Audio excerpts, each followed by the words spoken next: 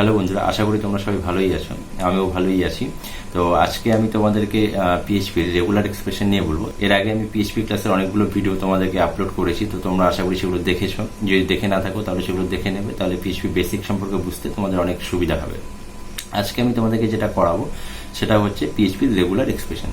Regular expression কি, যেমন আমি এখানে যেটা করাবো সেটা হচ্ছে স্ট্রিং এর উপরে। আমরা যখন কোনো স্ট্রিং নিয়ে কাজ করি, যেরকম স্ট্রিং বলতে একটা ওয়ার্ড হতে পারে, একটা লেটার বা একটা সেন্টেন্স হতে পারে, যখন আমরা স্ট্রিং নিয়ে কাজ করি তখন সেই স্ট্রিং এর কোনো পার্টিকুলার পার্ট, যেমন একটা লেটার বা কোনো একটা ওয়ার্ডকে আমরা ফাইন্ড করতে চাই বা খুঁজে বের করতে চাই, তো তার জন্য যে ফাংশনগুলো ইউজ হয়, বা আমি যদি কোনো রিপ্লেস করতে চাই বা কোনো একটা ওয়ার্ডের কোনো একটা সেন্টেন্স বা কোনো একটা স্ট্রিং নিয়েছি, তার প্রতিটা লেটার বা ওয়ার্ডকে আমি একটা নতুন করে ভেরিয়েবল হিসাবে ডিফাইন করতে চাই। তো এই ধরনের যে কাজগুলো আসে এগুলোই আমাদের রেগুলার এক্সপ্রেশনের মধ্যে পড়ে। তো এই কাজগুলো আজকে আমি তোমাদেরকে দেখাবো। তাহলে চলো কথা না বাড়িয়ে শুরু করা যাক আজকের ক্লাস রেগুলার এক্সপ্রেশন।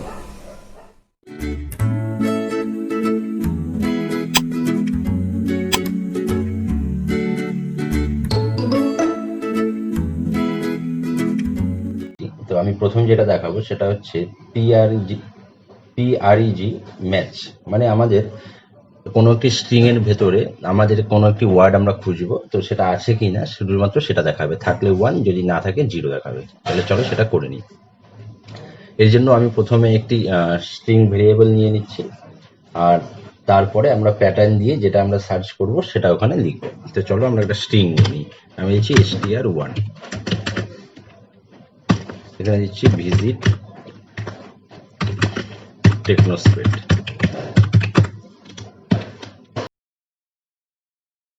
এরপর নিচ্ছি প্যাটার্ন। প্যাটার্ন হচ্ছে আমরা যে ওয়ার্ডটা খুঁজবো সেটা লেখার জন্য। তো আমি এখানে নিচ্ছি ptrn1 ইকুয়াল টু দিয়ে ইনভাইটেড কমাতে আমাকে লিখতে হবে আমি যেটা খুঁজবো। তো আমি এখানে টেকনোস্প্রেড খুঁজবো, টেকনোস্প্রেড।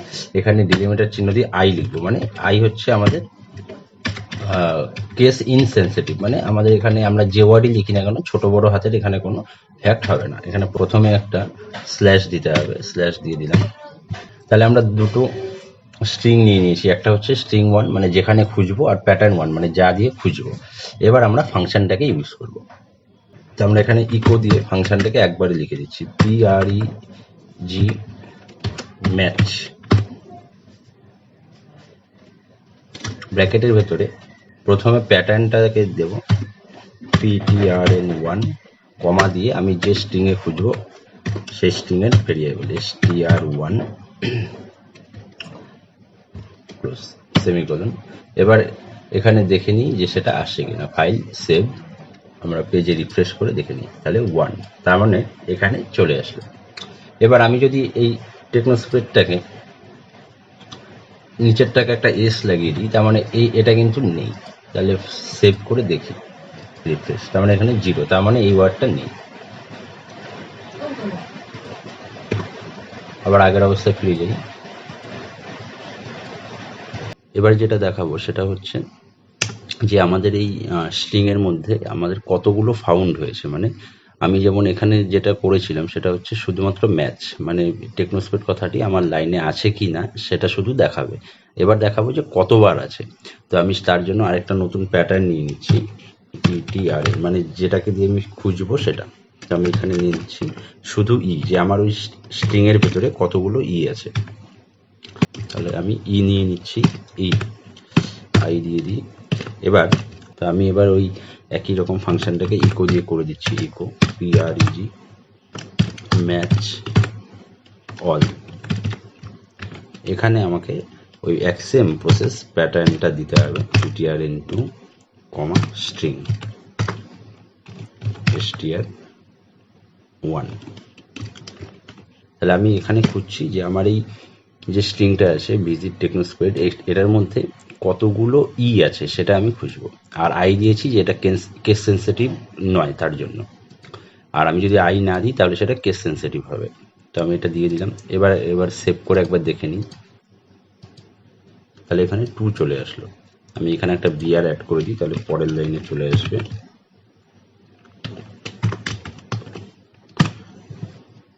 ফাইলে গিয়ে সেভ, এখানে রিফ্রেশ করে নিই, তাহলে আমার এখানে 2 আছে। তো একই রকম আমি যদি এখানে দেখি যে আমার টি কতগুলো আছে, তাহলে এখানে শুধু টি লিখে দিই, তাহলেই হবে। File, save, refresh. তাহলে এখানে আমাদের টি দুটো আছে, একটা ছোট হাতের একটা বড় হাতের। তা আমি যদি এই আইটা তুলে দিই তাহলে একবার দেখি কেমন আসছে। Save, refresh. এখানে কিন্তু 1 চলে আসলো, তার কারণ আমাদের এখানে এটা ক্যাপিটাল লেটার আছে, আমি যেহেতু আই তুলে দিয়েছি তাই এটা কেস সেন্সিটিভ হয়ে গেল। তো এভাবে আমরা একটা স্ট্রিং এর মধ্যে কোনো ওয়ার্ড বা কোনো লেটারকে খুঁজে বের করতে পারি, সেটা কতবার আছে। এরপর যেটা দেখাবো সেটা হচ্ছে রিপ্লেস। মানে আমি যদি চাই যে কোনো একটা লেটার বা ওয়ার্ড রিপ্লেস হয়ে যাবে, তো সেটাও আমরা এখানে করতে পারি। তো আমি মনে করি এই টেকনোস্প্রেড কথাটাকে রিপ্লেস করে আমি টিএসপিডি কথাটা লিখব, আমার শর্ট ফর্মটা লিখে দিব। তাহলে এখানে আমাকে প্রথমে একটা প্যাটার্ন নিতে হবে, যে এখানে এখানে আমাদের দুটো জিনিস করতে হবে।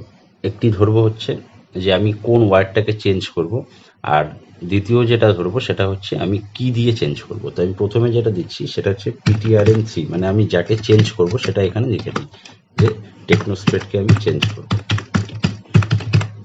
হয়ে গেল। আর নতুন যে ওয়ার্ডটা দিব সেটা এখানে লিখে দিই নিউ PTRN3। এখানে দিয়ে দিচ্ছি TSPD। এবার আমি ফাংশন দিয়ে দিচ্ছি ইকো। এখানে আমি একটা নর্মাল টেক্সট দিয়ে দিই যে রিপ্লেসড স্ট্রিং ইজ। এখানে আমি আমার ফাংশন নেমটা দিয়ে দিই PREG রিপ্লেস, ব্র্যাকেট শুরু। এবার এখানে আমাকে তিনটে ভেরিয়েবল লিখতে হবে। যেমন প্রথমে লিখবো আমি যেটা আমার চেঞ্জ হবে সেই ভেরিয়েবলটা লিখে দেবো। সেকেন্ড, যা দিয়ে চেঞ্জ হবে সেটা, মানে নিউ যে ওয়ার্ডটা আসবে বা লেটারটা আসবে সেটা। আর সবার শেষে স্ট্রিংটা লিখতে হবে। তো আমি এখানে লিখে দিচ্ছি PTRN3, নিউ PTRN3, আমাদের স্ট্রিং 1 যেটা আছে str1।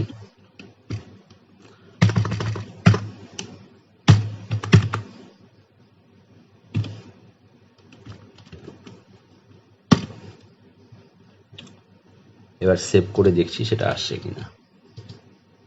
তাহলে এখানে চলে আসলো replace string is visit TSPD, মানে টেকনোস্প্রেড কথাটা রিপ্লেস হয়ে গেল। একই রকম আমি যদি এখানে আই তুলে দিই তাহলে সেটা কেস সেন্সিটিভ হয়ে যাবে।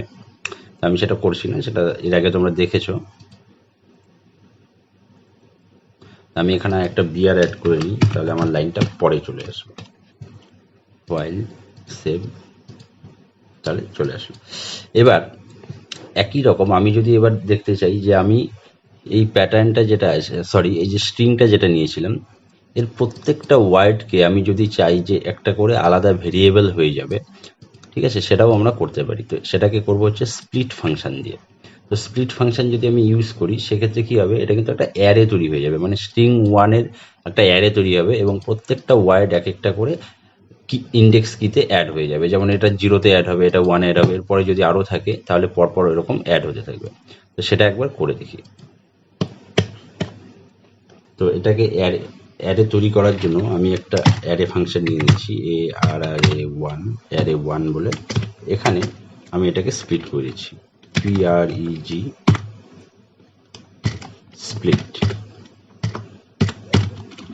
এর ভেতরে আমি আমার যে স্ট্রিংটা আছে সেটা দিয়ে দেবো। এর ভেতরে স্ট্রিংটা দেওয়ার জন্য যেটা দিয়ে আমাদের ভাগ হবে সেটা আমি প্রথমে লিখে দিই, যে যেখানে স্পেস পাবে সেখানে এটা ডিভাইড হয়ে যাবে। এরপর আমার যে স্ট্রিং নেমটা আছে সেটা লিখতে হবে str1, সেমিকোলন দিয়ে শেষ করে দিচ্ছি। এবার আমি এই অ্যারে 1টাকে যে ডিক্লেয়ার করলাম, আচ্ছা এটা আমি দেখে নিই যে এটা কাজ করছে কিনা বা কোনো ভুল হয়েছে কিনা। এটা ঠিক আছে, যার জন্য কোনো প্রবলেম আসেনি। এবার আমি যদি চাই এখানে এটাকে আমি প্রিন্ট করে দেখতে পারি। তো আমি তোমাদেরকে এর আগে দেখিয়েছি প্রিন্ট আর দিয়ে আমরা ভেরিয়েবলের ডিটেলসটা দেখতে পারি। তো আমি এখানে এবার দেখে নিই ARRAY1 সেমিকোলন। তাহলে এবার দেখি সেটা ঠিকঠাক দেখাচ্ছে কিনা। এবার এখানে রিফ্রেশ করে নিই, তাহলে এখানে চলে আসলো অ্যারে। আচ্ছা এখানে একটা HR দিয়ে দিই, ইকো HR, সেভ, রিফ্রেশ। তাহলে এখানে দেখতে পাচ্ছ যে অ্যারে হিসাবে সেটা চলে আসলো, মানে আমাদের অ্যারের যে এটাকে অ্যারে ফাংশন হিসাবে এটা হয়ে গেল। তো 0 ইন্ডেক্সে ভিজিট আসলো, 1 ইন্ডেক্সে টেকনোস্প্রেড আসলো। আমি যদি এই লাইনটাকে বাড়িয়ে দিই তাহলে আমি আরো দেখতে পারবো। এখান থেকে দিচ্ছি thank you for your visiting, thank you লিখে দিচ্ছি, এত লিখছি না, থ্যাংক ইউ লিখে দিই, সেভ। এবার রিফ্রেশ করে দিই, তাহলে এখানে চলে আসলো থ্যাংক ইউ। এরকমভাবে আমি এই স্ট্রিংটা যত বড় হবে প্রত্যেকটা ওয়ার্ডকে আলাদা আলাদাভাবে সে অ্যারে ইন্ডেক্সে নিয়ে নেবে। তাহলে রেগুলার এক্সপ্রেশনগুলো তোমাদেরকে দেখালাম। এখানে আমি 4টে এক্সপ্রেশন দেখালাম।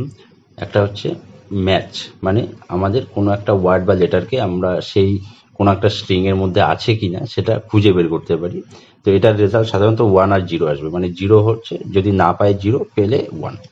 তারপর আমি যেটা করলাম সেটা হচ্ছে ম্যাচ অল, মানে কতগুলো ম্যাচ করেছে। তারপরে যেটা করেছি রিপ্লেস, মানে আমি যদি চাই যে কোনো একটা নির্দিষ্ট ওয়ার্ড বা লেটার রিপ্লেস হয়ে অন্য কোনো নিউ একটা ওয়ার্ড বা লেটারে চেঞ্জ হবে, সেটা এখানে করলাম। তারপরে যেটা করেছিলাম, আমাদের এই স্ট্রিংয়ের ভেতরে যতগুলো ওয়ার্ড আছে তার সবগুলোকে আমি আলাদা আলাদাভাবে একটা নতুন অ্যারের মধ্যে সেটাকে নিয়ে নিয়েছি, এবং প্রত্যেকটা ওয়ার্ড আলাদা আলাদা ইন্ডেক্স হিসাবে সেটা অটোমেটিক অ্যাড হয়ে গেছে। তো এটার জন্য হচ্ছে PREG স্প্লিট। তো এইভাবেই তোমরা এই জিনিসগুলো একটু প্র্যাকটিস করো না, এগুলো খুব দরকার। বিশেষ করে যখন আমরা স্ট্রিং নিয়ে কাজ করব তখন তোমরা আরো ডিটেলসে এটা দেখতে পারবে। আর এরপরে আমি যে ভিডিওটা করব সেটা কিন্তু খুব গুরুত্বপূর্ণ একটা ভিডিও। সেটা হচ্ছে যে আমরা যখন ইউজারের কাছ থেকে কোনো ডিটেলস নিই বা কোনো প্রোগ্রামিংয়ে যখন ইউজারের কাছ থেকে কোনো ইনপুট নেব, তার জন্য আমাদের ফর্মের দরকার। তো আমি এরপরে তোমাদেরকে পরের ক্লাসে সেই ফর্ম নিয়ে আলোচনা করব। তাহলে সেই ভিডিওটা দেখার জন্য অবশ্যই চ্যানেলটিকে সাবস্ক্রাইব করে রাখো আর বেল আইকনটি প্রেস করে দাও যদি প্রেস না করে থাকো। আজকে এই পর্যন্তই, দেখা হচ্ছে পরের ভিডিওতে।